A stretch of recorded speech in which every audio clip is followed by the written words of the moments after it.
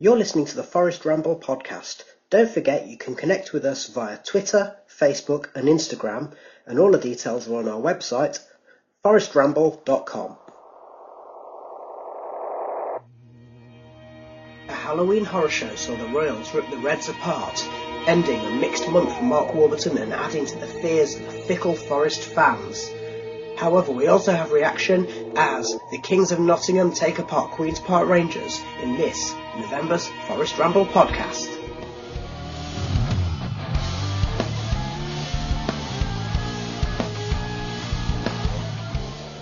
Welcome to November's Forest Ramble.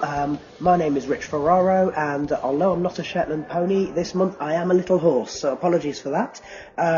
Also feeling the lurgy is the Maradona in the Midlands, but I am delighted that I can be joined by Stephen Toplis. Hello, Stephen. Hello.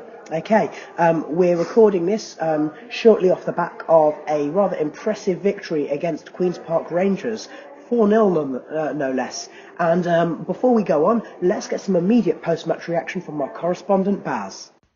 So I've just got Matt from the match against QPR. You have to say it was pretty impressive to watch. Well, actually, a better description would be to say it was quite a scrappy game, apart from when we were attacking. When we were attacking, we were magnificent and we did a lot of attacking, so it was good on that front. But QPR were pretty dire, and actually we weren't fantastic apart from during those attacks. The first 10 minutes, I thought we were going to get thumped. I mean, we were awful. We couldn't get the ball beyond the 18-yard line. And then suddenly, one of the rare forays out of our half, one of their defenders made a mistake. Dowell capitalised on it, put the ball through to Tyler Walker, who then went and scored. After that, the game changed. QPR didn't really know what to do. They just sort of lumped it about a bit. We did just enough to deal with it. There were a few moans about Bridcut, but he seems to be the player that everyone's moaning about at the moment. And then every attack, especially in the first half, went through Dowell. He was just magnificent. He ran the show completely. Obviously, he got the second. He made the third. And then in the second half, it turned into the Mackay show. He was doing some magic on the wings, completely outpacing the man. But all the front players, Murphy was pretty good, but just couldn't quite score, which I felt a bit sorry for him for. Osborne was outstanding. Lehigh was really good. Everyone had a really good game for most of the part. QPR are awful. Obviously, they've just come off quite a good run, so they've got their own consistency issues. As for us, I think the consistency will come. It's part of the thing of rebuilding a team. Can't really complain. As I say, I would have given Dowell man of the match. I can see why they gave it Mackay. I think that was a pretty good game, all in all. Thanks to Baz for your contribution there. Straight after the match, that's what he thought, and I think we can all agree that there's a lot of positives to take out of that. And of course, that's an interesting factor, Stephen, because it's been a bit of a mixed month, hasn't it? Yeah, results have been up and down. Some disappointing games, and while there's been some high points, most notably this win over QPR, but Kieran Dowell's hat-trick and winning at Hull on the TV. We've also had the Derby defeat and the Reading defeats to bring us back down to earth a little bit. Yes, very much so. And I think there's lots of factors on the pitch. But before we go on to any of that, I just want to think about some of the reactions to things that have happened. Most notably, very mixed reactions after the Derby match. Some people saying, well, the performance was good, and if we hadn't conceded that goal in the first minute, then actually we would have probably been okay. Other people acting as though the world had ended. And also with Reading, a mixed reaction. Some people saying, well, we had the chances, and if we took the chances, then we might have been okay. But other people saying, yeah, well, it's all very well having the chances when you've already conceded some soft goals. So, what's your view on that? With the Derby game, whenever we lose to them, it always feels worse anyway, because it's Derby. And your emotions sometimes run away with you in the heat of the moment, and we're all guilty of that as football fans. But I'm glad that fans did see some perspective, that Forest actually didn't play all that badly at Pride Park. Mm-hmm. We've played a lot worse there over the years and had some real tonkings as a result. And the goals were like sucker punches. The first one to be conceding within 24 seconds. Yeah. you can't really. I mean, the last time I remember allow that to happen. The last couple of times we've had early goals in those matches were when Forest won 3-2 with Raddy scoring that absolute belter, and then also in the 5-2, Luke Chambers scored after I think 30 seconds in that match as well. So, you know, an early goal in a derby match does make all the difference, whether it be Forest v Derby, whether it be Liverpool, Everton, you know, Newcastle, Sunderland, or any of the other many, you know, local encounters that you get up and down the country. It really does knock the stuffing out of your opposition. Despite that, I think we did come back quite well from. Well, I was going to say, the early goal, so yeah. One of the things that was interesting as well, and another source of divided opinion, is Liam Bridcut. Now, I've not quite made up my mind about him because I expected really great things, and so far he's looked like a good player, but I'm not entirely certain he's looked like a great player. But, you know, I'm holding fire because it's early days. He didn't have a pre-season with us, etc., etc. He wasn't getting in the team at Leeds, so he's had to kind of find his way in a slightly. Lots of players do say that if you don't get that pre-season with your teammates, it can actually have a really disproportionate effect on how you play in the season. However, I'm just going to add to that Maradona the Midlands told me that his opinion was that Bridcut was really good, except for being partly responsible for both goals conceded. Is that a fair assessment on the day? It is, but the other players have to take responsibility. Bridcut, for the second goal in particular, should have brought the player down. I think it was Vidra. And that's not the first time we've heard that, is it? No. If he'd have brought him down, it's a yellow card, but it prevents a goal. Yeah. Equally, why David Nugent was allowed to run into so much space and have a quite simple finish on goal, that's another question to raise. Well, the thing that's interesting there, and apologies to our podcasting colleagues at Bandy and Shinty because they made this very same point, but how unusual was it to hear Gary Rower after the match saying we need to try and target Danny Fox and get the ball in behind him because he wouldn't be able to cope? That's exactly what they did. Yeah, they saw a weakness in the defence as good as Fox has been, and yeah, they exploited it. And it is a worry if an opposition manager comes out so openly and says that's what we're going to do, we're going to target you. Well, we did target you, and it worked. Yeah. It's not often that they come out so how honestly. often do you hear the manager actually saying that? Yeah, and singling out someone and saying, yeah, that was our tactic and we went for it. So that was a concern. Yeah. And it had to be Nugent again, didn't it? Scoring. Well, I mean, look, those two players always score against us. I mean, Vidra's record is something like 9 goals in 8 games against us. So it was you could say, well, you know, it was always bound to happen, but at the same time, you could also argue that Forest made it far too easy, as we have done with many of the goals we conceded this season. Talking of soft goals, let's talk about Reading. I think the difference in the Reading game was that their goalkeeper made some good saves. And our goalkeeper made 2 mistakes, and those 2 goals were the difference between the teams at the end. And do you think it was down to Jordan Smith? If you want to put the blame on him, then yes, because he should be saving the second and third goals. goals. I was watching those goals. You know, I wasn't at the game. I was watching those goals on YouTube afterwards and thinking, Tendai Darikwa, are you actually a right back? And I know this is something that many other people have said, and I don't want to jump on any bandwagons. I like to make up my own mind. But I looked at that and I thought, if that was Eric Lehigh on that side, it wouldn't have happened. Yeah, and that first goal's the prime example of that. Where even the third goal, I mean, Jordan Smith was the one who ultimately was responsible for it going in when it shouldn't have done. But, I mean, for Shane Aluko, he was like a hot knife through butter getting past the Darikwa on that, and it was just too easy. It was just too easy, as far as I'm concerned. Now, that's not to criticise Darikwa. You don't pay £1 million for a player unless he's got some qualities. I'm just thinking that I'm yet to be convinced that Eric Lehigh isn't the best right back at our club. Yeah, I know. I would find it hard to disagree with that. And you look at the form that Lehigh's shown when he's played. He's been excellent. So, okay, well, speaking of man, that neatly segues into better results, okay? And, of course, Eric came in and scored a quite magnificent goal against Burton Albion. I mean, what a goal. That's the kind of thing that could go on end-of-season compilations as being pure total football, okay? It was brilliant. The celebration was quite interesting as well, wasn't it? It was, yeah. to do an entire lap of the City Ground pitch. Mm-hmm, yeah, I mean, that's the thing. I did ask Forest Ramble Dad if he managed to high-five him on the way round, because he sits quite close to the touchline, and he said no, he's just out of reach.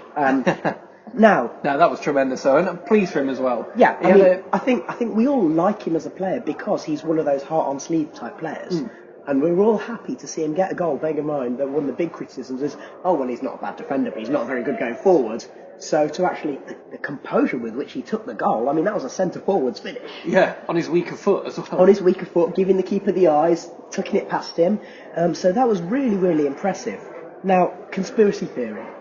Was Eric's celebration a way of sticking two fingers up at Mark Warburton for not selecting him? Well, I think we saw this with the Southampton player. Was it Buffal the other week? Went up to the manager and made it clear that he should be picking him. And you do wonder if Lehigh was trying to send a message to Warburton, which is a dangerous game to play, isn't it? It is, yeah, because especially when you haven't been the first choice. Yeah, you've got to earn the right to be the first choice player, and in Warburton's eyes, Dariqua has.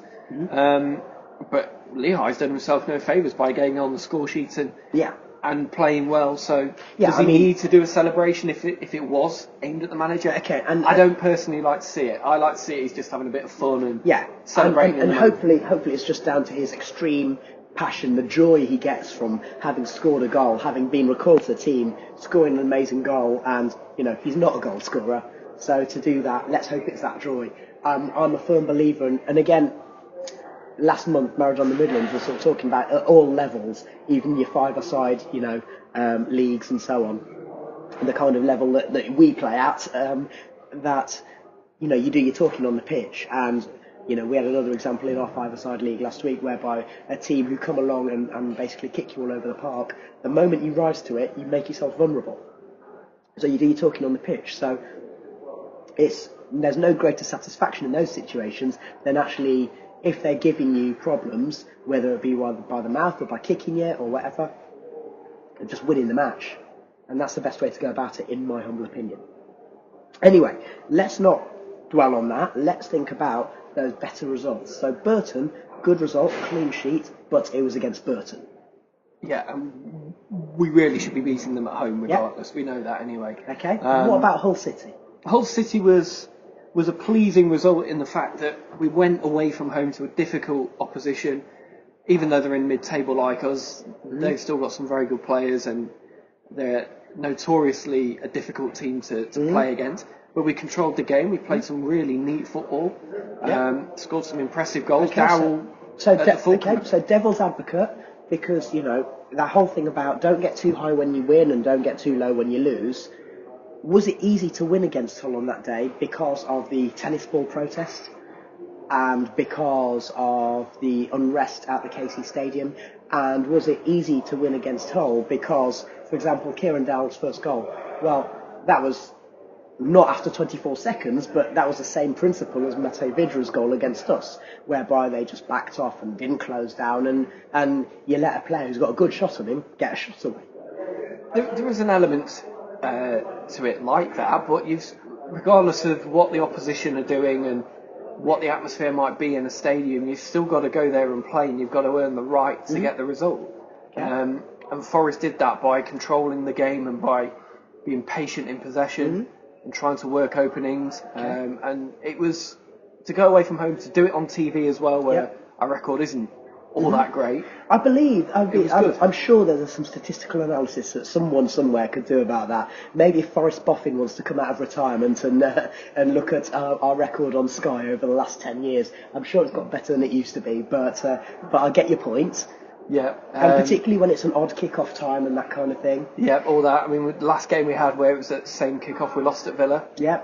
Lost at Derby, obviously, last time on TV as well. So, yeah. So, okay, what about the goals we conceded against Hull? It's frustrating again. It's those kind of goals that we've been conceding all season. Luckily for us, we managed to get 3 goals and it didn't matter in the end. But we've still got that habit of conceding and giving the opposition a way back into the game. 3-2, that could have easily then turned into 3-3 and that's 2 points. Yeah, and that's the thing. 2 points drop. You're making it very hairy for yourself, particularly when there's going to be several minutes of stoppage time and so on. With regard to Kieran Dowell on that day, what was your favourite of his goals? I think I did like the first one, just the pure quality of that strike, the technique, and the way it flew. It wasn't just an accurate shot. It had power and. It's the proverbial flight. You could have two keepers and they wouldn't stop it. They wouldn't stop it, exactly. I mean, I was actually a big fan of the second goal because it would have been very easy to basically either shin that off your standing foot or to end up ballooning it way over the bar. So I thought the technique shown there was also good. But what does it show? It shows that we've got a very technically gifted young player. Now, again, just to refer to our podcasting colleagues at Bandy and Shinty, Kieran Dowell, we've seen in the whole match and we've seen today against QPR what amazing ability he has. However, we saw against Derby that he's not the finished article. And one thing that is something that I think he'll need to do, particularly if he ends up at Championship level. Now, I think we all assume that he'll go on and do well at Premier League level, but particularly while he's at Championship level, I think he needs to really get to the gym.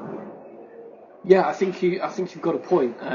You look at Tyler Walker, who scored a couple of goals today, and Tyler's come in and looked impressive, but we already commented before this season about how a big difference with Tyler now is that he used his time out through injury and he went to the gym and he's gone from looking like a boy to looking like a man. Now, Kieran Dowell's a very tall player, but he's got the frame of like a 15-year-old.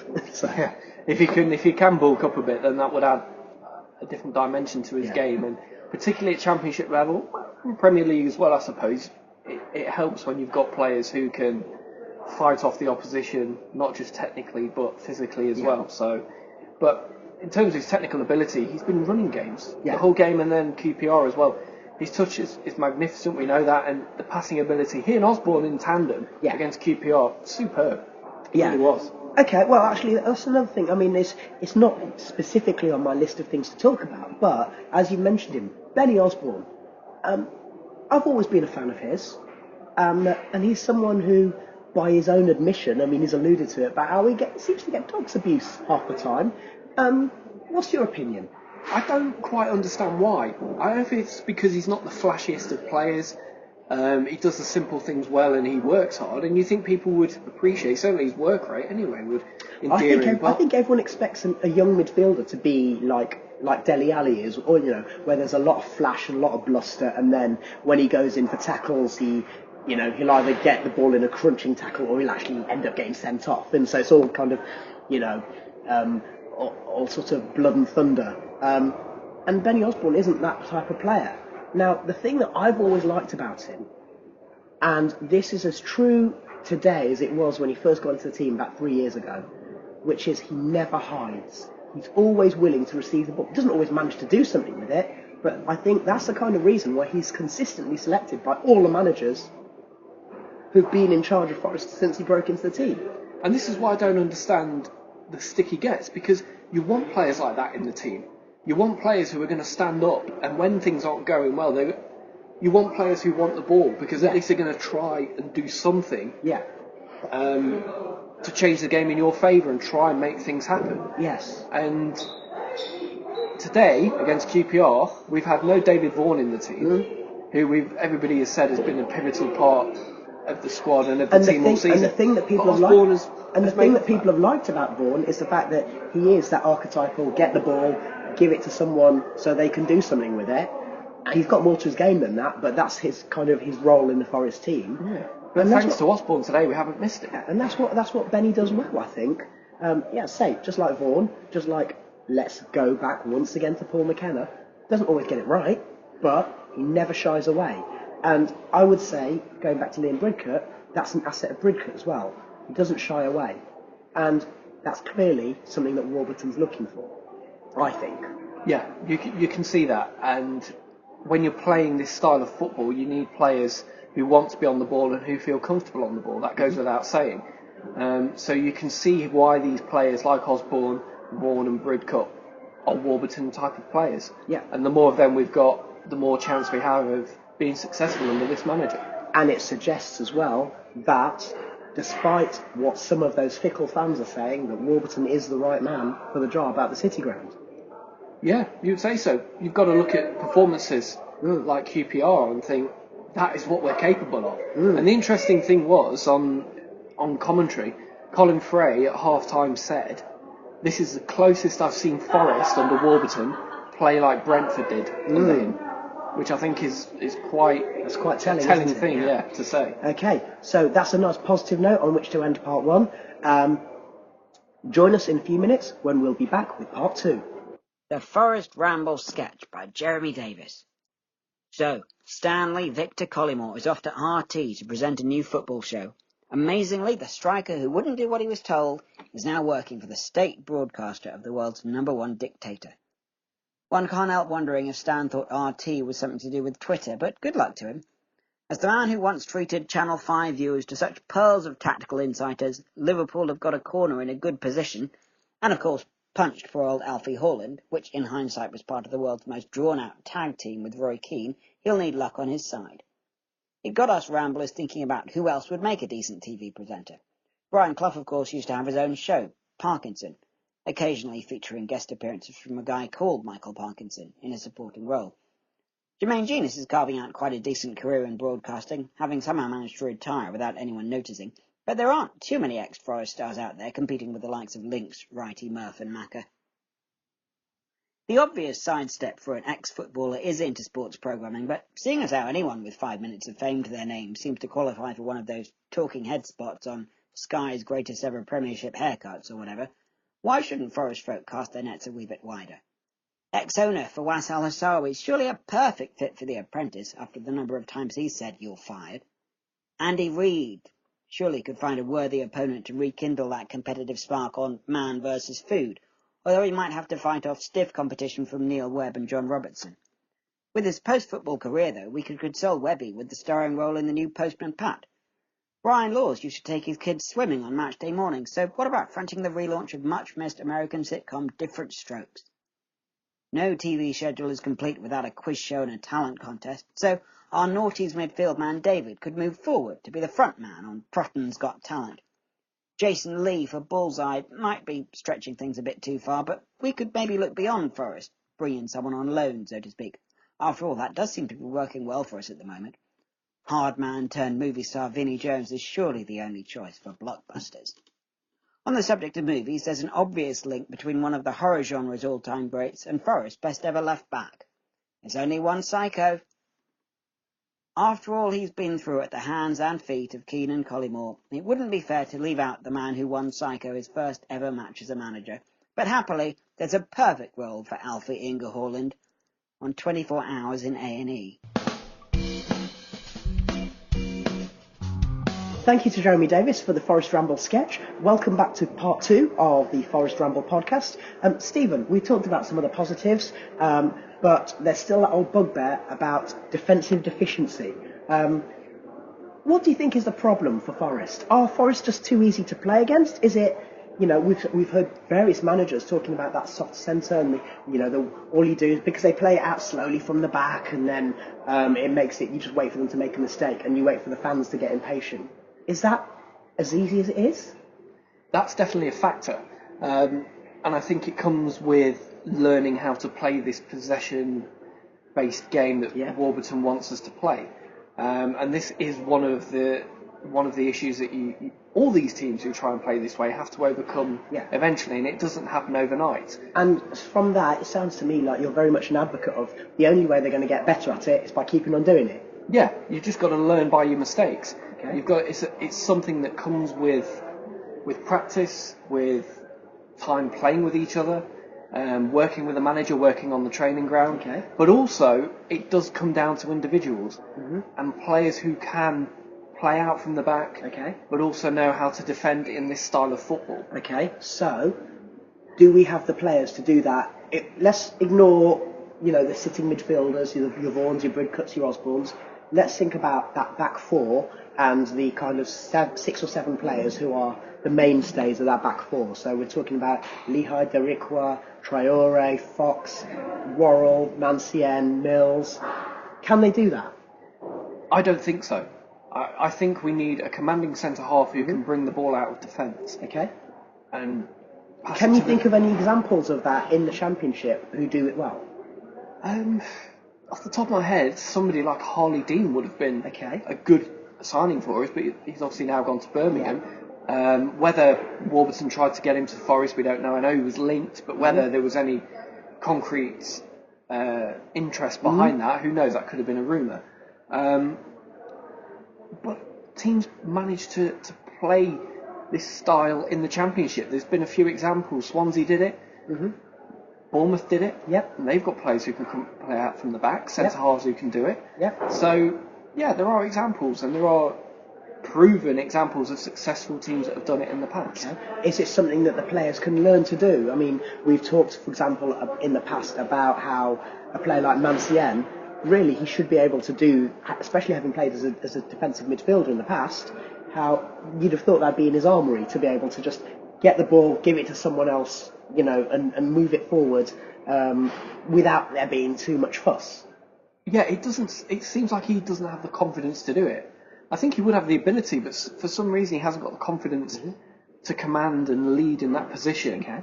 And lead by example by getting the ball out of defence and by trying to be a bit more composed in possession. Okay. Players like Hobbs and Mills, they bring certain qualities to the team, but they don't play out from the back. That's not how they've been brought up to play, and I think they're at the stage in their careers where they can't really alter their style. Somebody like Worrell, though, is still young and is still learning, and he would be somebody you can see developing into a more ball-playing centre-half with time, because he's got the attributes, all the other attributes that you want. Yeah, having said that, and to use a really cliched example, he's not Michael Dawson, though. Michael Dawson, on his debut, came into the team and he was pinging it about all over the place. Yeah, Dawson was a bit of don't want to use the word freak, but that kind of player that only comes along. Special example of a player who only comes along once every 20, 25 years. Yeah. Even like a Des Walker sort of player.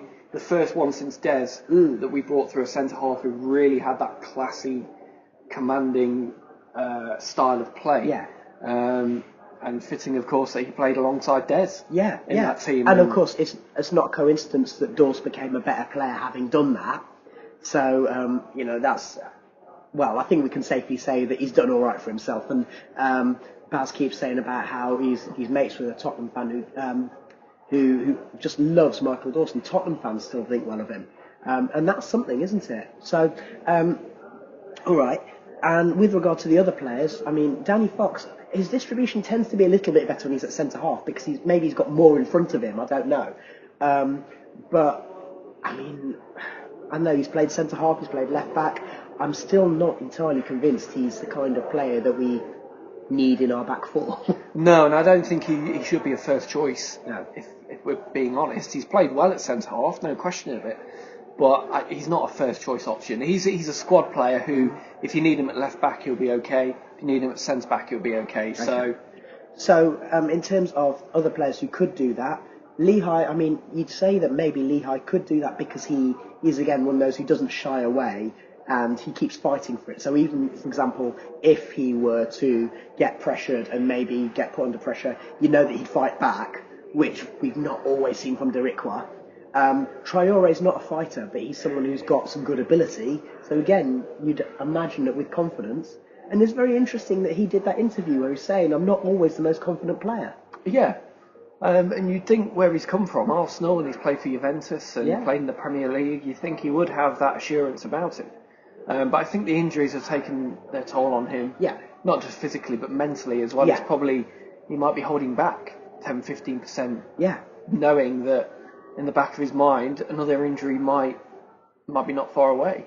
And he's picked up another one. Yeah. Recently and had to come off, I think. He doesn't get a run of games, does he? No, that's the problem. Yeah. And that's what we need. We need players who can be consistent. Yeah. And that's how this style will develop. Yeah. Okay, so, I mean, in that sense, does that mean that the system and the tactics that Warburton likes to play are sound, but actually, in some cases, we've still got to have the right players to do it? In my opinion, yes. Okay. For years, we've been crying out for a settled club to begin with, but then a settled system, settled management, and a way of playing that is a Forest way. Yeah. So you know how we're going to play, the players know how we're going to play, and under Warburton we've got that. Mm-hmm. Now, right now it's not perfect. It does have its flaws. Yeah. There's no questioning that, but it all comes back to time and just having patience and faith in the system, and that with time Warburton will bring in the right players that he feels will suit the style of play that he wants. Okay. And that will hopefully lead to Forest getting better and better at it, and as a result we're higher in the league. Are Forest fans more fickle than others? I think football fans are fickle now. It just is the nature of the beast and the modern game. Mm-hmm. I don't think Forest fans are any more fickle than other fans. I mean, Arsenal fans are always good for a laugh, aren't they? Well, precisely. It's the world is ending. What, you're fourth in the league? Disaster. Well, that's the problem. And with the Championship being so tight, I think it's sometimes it makes if you're in mid-table, it seems like you're doing a lot worse than you actually are, because you might only be 3 or 4 points off the playoffs. Well, a couple of wins. I'm going to refer and to you're right up there. At the close of play today.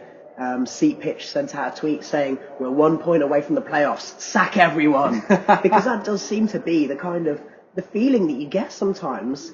Not just, we've talked about social media loads of times, but it's happening at the ground. The Burton game, there was booing, there's barracking. When we were at 0-0 at half time against a team who'd gone there to just be solid and defend, and only had one plan, and that was defend, and if we can get them on the counter, we can. So that seemed to be ridiculously unfair when Forest were trying to do it in a patient way. Exactly. And I don't understand how these people that boo and jeer players, and they boo the team off or jeer them at half time, how they think that's helping in any way. If the players aren't performing, and they're clearly not performing, fine, but they were trying against Burton. Sometimes teams are going to come to your ground and they are going to camp on the edge of the 18-yard box, and they're going to retreat, and they're going to come and spoil the game, and it is going to be a boring spectacle at times. That's just how it is. And the players were trying. The players were trying to do the right things, and even you had the I think it was about 40 minutes in, first shot on target, and you had sarcastic applause and cheering. The other one, and Jordan Smith personally also got. Yeah, I was going to say the other thing that was interesting is that so Jordan Smith has been encouraged to play the ball out. It's clearly something he's not had to think about ever before, and he's alluded to that several times in the press. And the one time that he does kick it, gets sarcastic applause, and the first thing that happens, well, we lose possession. Yeah. So what does that achieve? Exactly. Well, it's just counterproductive. And there's been it's funny you mentioned Seat Pitch, because this week has been a really good blog piece going there from Paul Seven, talking about this exact issue, and saying that we have to leave behind the ghost of the Fawaz era, where everything was wrong. Fawaz was fickle, the fans were fickle, anything that went wrong, they've got to sack the manager and bring somebody else in. We need to get away from that mentality. Isn't that just modern football, though? It is, but why can't Forest buck that trend? Yeah. Okay, I like that thought. And the thing that's also interesting is that if you talk to Forest fans, young or old, one of the things that they find attractive about Forest is the idea that we have been this club with an identity. Now, that identity was mainly forged following anomalous European Cup wins under a once-in-a-lifetime manager. But part of that identity is thinking about, all right, what is it that Forest are good at? They like to play the game the right way. They like to pass it around. They like to play on the counter. You start at the back with a nice solid base. And then every manager we've had since, some of them have done that better than others. Some of them haven't done it at all and have been, not gone down well in history as a result, not mentioning any names. But for example, people still talk fondly about Billy Davies' style of play, because in the first spell, for a season, we were playing that exact same style of football. Solid at the back, really expansive going forward, brilliant with pace on the wings and counter-attacking, a bit of trickery in midfield and so on. And yet, people also forget that actually, more often than not, so in that next season after that, even though we got into the playoffs, actually the football was pretty turgid, and it was just passing around the back. Then, Chambers passes to Camp passes to the full-back, goes back to Morgan, goes back to Chambers, goes back to the Camp, and so on. So to get it right is something that takes patience and nurturing and confidence. And we seem to have a manager and a set of tactics and a regime that seems to want to nurture that. So, should we expect the fans to get on board? You and I are clearly on board with this. Well, yeah, of course, yeah, and people pay their money, they can interpret the game as they wish, but we've gone through managers so frequently over the last few years, and it's clearly not worked. So let's try something different. Let's try and be patient. Let's try and... This isn't... if Forest in the next few years are successful because of this, I'm not going to turn around to fans who boo and say, right, I told you so. It's not about that. It's just about trying something different, about letting the past go. It's a new start for everyone this season, for the club, for the board, manager, everybody, and the fans, of course, as well. So let's just... And many people have made the point that given the turmoil of the last 5 years, 10 years, 20 years, if you want to go back that far, actually, you know what?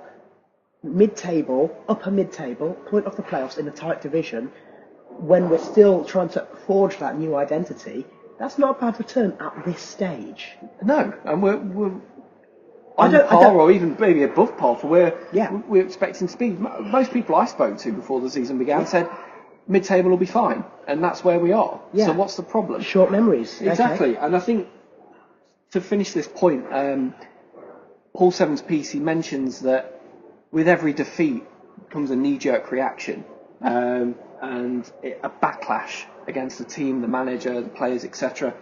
And it makes the whole experience of supporting the club far less enjoyable, because the fans who want to have that patience those fans who want to be patient and want to see steady progress are going to be worried, saying, well, the manager's going to be sacked if we're not careful. Too much negativity, the manager will go and we're back to square one again. Well, it's no coincidence that attendance has dropped under full house, because no one had any faith that there was any plan in place or anyone would be backed, whether they be manager or player, because there was no coherence. Yeah, and this isn't about trying to get one over on fans who want managers sacked or want new people coming in every 6 months, but just try something different. Let's try an approach that historically for our club has worked, and look forward to what could be a really bright future. You've seen this season potential in the team, so much potential for the future. Why would you want to rip that up and start again and potentially take a step backwards just because of a couple of bad results? So to go back to the old cliche, actually what you're saying is it is fine margins, because the basics are being put in place of this is the way we want to play, this is how defenders is what I want you to do, midfielders is what I want you to do. Yeah, we've got a soft centre, but once they become comfortable with that way of playing and it becomes ingrained, and maybe more players are added to the mix who are more comfortable with that, so it may be that some players who are currently in the team may not be at the club in the second half of the season. What's interesting is that, those are fine margins, and it is the Warburton cliche. But, as we've said before, if you take the style of play we've got and just make sure that you try and keep the tempo up, then that could be where Forest actually kill the game. And sure, they might be under pressure at the times when they can't maintain that pace, because that takes a huge amount of work and effort and fitness, which is difficult to maintain on modern pitches in a modern, long slog of a season. But is it doable? Maybe it is. I don't know. And Maradona, the Midlands, is, that's the main point he wants to make in his absence, is when we play with pace and tempo, we're actually a really good team. And it's, he's saying, well, it's good to see that sunk in with the players and with the coaches. I don't think it's necessarily that simple. I think it's just that confidence. I think when you've got that confidence, the ball does move around quicker, because you're almost playing without thinking, because you've got the confidence in your ability that you're going to find that pass. Yeah. You're not hesitant on the ball, and you're not in two minds. You've got more of a purpose about your play. And when that comes to the whole team, that's when you'll see Forest playing with a quicker tempo, controlling games but tearing teams apart. QPR is the best example of that so far this season. And then on a defensive note as well, the other point that Maradona Midlands sent through to me was he said that the players are looking a bit more like they're wanting to get stuck in. So maybe if they're feeling more comfortable, the kind of the positive passing and forward play is becoming more ingrained in them. It means that they can remember about the basics of defending. So we saw a quite incredible goal line clearance by Eric Lehigh against Burton. We saw players throwing themselves in against Hull to block shots. And that's something whereby in the past there has been that accusation that Forest are a bit too soft-centred in that way, and there seem to be indications that maybe they're starting to overcome that a little bit. We're not there yet, Reading proved that, but maybe there's signs there. We're being optimistic, but hey, we've got every right to be optimistic, I think. And other opinions are available. So just a couple of things that we want to come on to in part 3, which comes up in just a second. The Forest Ramble, in association with gsmahal.co.uk, for all your workwear and uniform needs. Welcome to part 3. Thank you for staying with us. We know there are many other Forest podcasts available these days, so we appreciate you taking the time to download us, listen to us, whatever it is that you're doing. And if you enjoy it, please let us know. Leave a review on Apple Podcasts, the iTunes feed, or send us a message. Okay. Just to cover part 3, I want to just come on to a few things that are off the pitch. Firstly, there's an interview with Philippe Montagnier which was quoted in the Evening Post. It wasn't with the Evening Post, but he was saying, you know what, behind the scenes there's so much going on, it was difficult to do anything on the pitch. And it's easy to forget that for all the people who criticised his tactics, sometimes with justification, he was having to be a manager, a coach, a chief scout, a director of football. And so he said, actually, when the takeover broke down, one day we were getting taken over, the next day we weren't, and actually then I preferred to leave.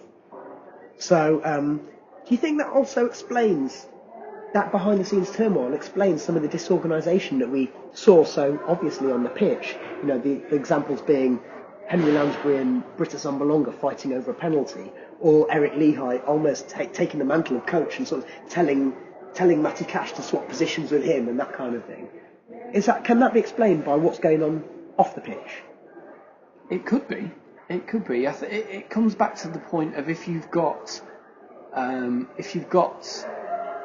the top of your club no direction, no continuity, and just general discourse, if you like, and it filters its way through the club and all levels of the club, and it will eventually get to the players on the pitch. Yeah.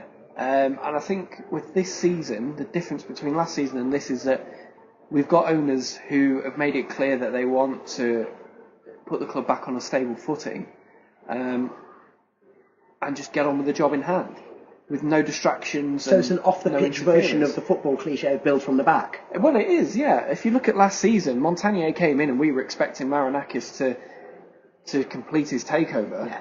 Not long after Montagnier was appointed, by all accounts, he was a Marinakis appointment, and then we're still stuck with Fawaz for another season. And then you had also the US takeover, and that was supposedly close, and then Fawaz pulled the plug on that. All things that can contribute to just general doubts, and that filters into the players' minds as well. And it's the same when a manager gets the sack. When we've seen it at Forest, when a manager's left and the players almost lose direction and they don't know what's going on. Anyone in any working life, if your manager changes or your manager goes and there's no one to replace them, actually it does sow seeds of doubt, or it does make you kind of think, well, okay, what's happening next? And that's whether you work in an office or whether you work in a factory or whether you work at a football club, I guess. The other thing that we mentioned the F word. He has done another interview, rightly or wrongly. The local media seem to still have an interest in him.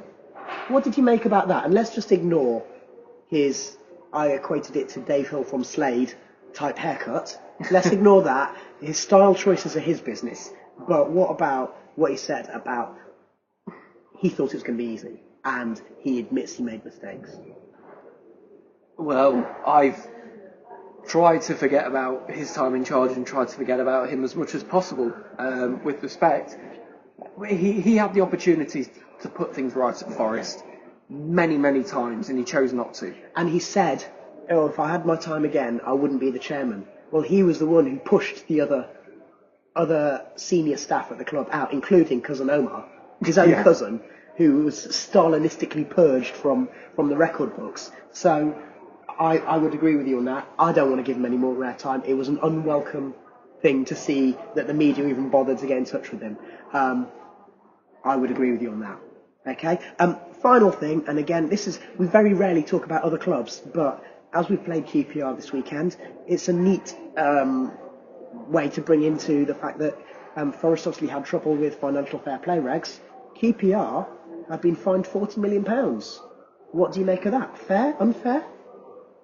Well, it is fair, yeah. When Forest were punished for FFP and breaching the rules, we were saying, well, QPR seem to have got away with it. They've found a loophole of some kind and they've had no punishment. And they were spending a hell of a lot more money and throwing it about more than we were. And then as a result of that, able to get into the Prem, able to avoid the transfer embargo by being in the Prem and spend more money there. Yeah. But let's just make clear, it wasn't Harry Redknapp's fault. No, sirree. No, he only just brought in a couple of players. Yeah, absolutely. All 20 of them. Mm-hmm. And what do you make about the fact that QPR is saying, well, this isn't fair and we intend to appeal? Well, I've got no sympathy for them. Okay. They should have been punished for this years ago. We had to go through it. So do you think the scale of the fine, 40 million, is fair? Well, it is. To a degree. It probably could be more. I find it difficult to disagree when you think about the gains that they made as a result of flouting policy. Yeah, think of the money that they managed to get by going into the Premier League and then coming down, and they still had parachute payments and they still had the benefits of having been a Premier League club. Yeah. It's fair game. Okay. Well, I mean, obviously that's one that's going to run and run. Forest season is going to run and run. We've covered a lot today, so I wish to say thank you to Stephen. Thank you. Thank you. I wish to say thank you to the Maradona Midlands for his contribution from afar, even though he can't actually vocalise them. I want to say thank you to Baz for his post-match analysis, and thank you to Jeremy Davies for the Forest Ramble sketch. Thank you to listener for joining us. Do let us know what you think. We hope to join you again in December for the next Forest Ramble podcast. Bye-bye.